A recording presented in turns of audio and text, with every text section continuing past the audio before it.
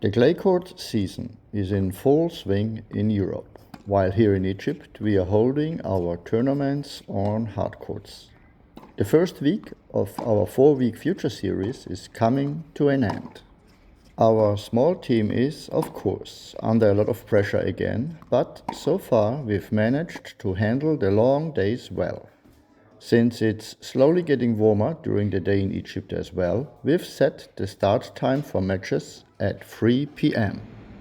Our floodlights are excellent, so matches that run into the night aren't a problem and the conditions are usually ideal for the players. Another advantage for the players is that 10 practice courts are available until 3 p.m. At many future tournaments, practice courts are often in short supply, so this is certainly a plus for the players. Of course, this also means that the days can be very long for us as a team. For me personally, these weeks have been very varied. On the one hand, I'm helping out with the organization wherever needed. On the other hand, we have players from our academy here in Egypt who are in action, as well as some players from our academy in Vienna. Sunday morning, everybody's on court waiting for the big star, Victor Friedrich, to come. Good morning, Mr. Morning, Friedrich. morning. Nice that you finally arrived.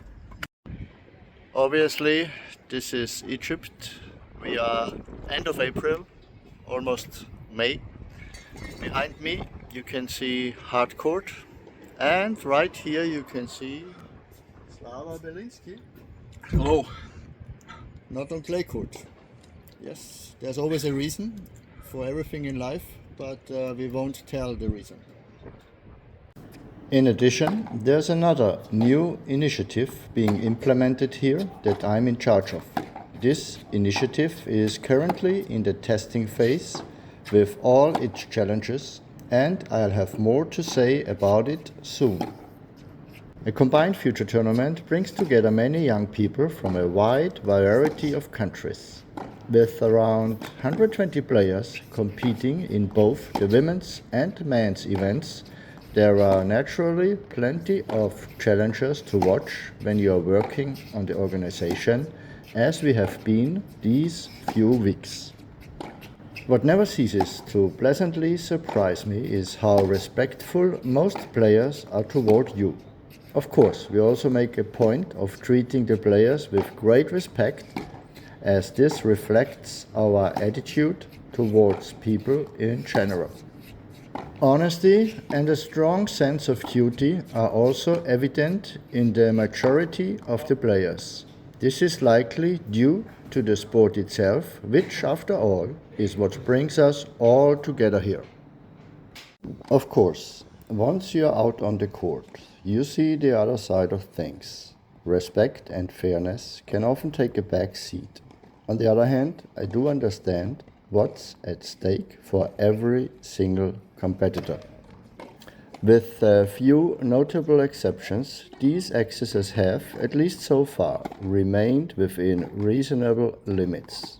On the other hand, what often surprises me a bit when talking to players is how little general knowledge they still have. Of course, there are exceptions here as well, but it's clear that many players' knowledge of a wide variety of subjects, such as history, geography, economics, and current events, is quite limited. There's often no interest in these areas at all, so it's not surprising. One might think this has to do with a focus on sports from an early age, which causes academic education to take a back seat, but I can also confirm similar observations from conversations with young people who have no interest in sports. The reasons for this can certainly be found in many areas.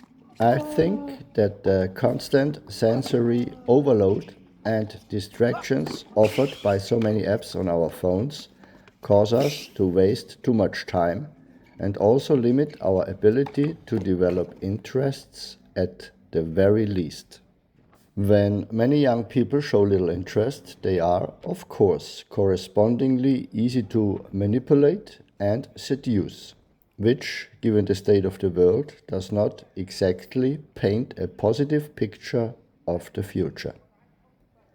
Thank you for your interest and see you in the next video.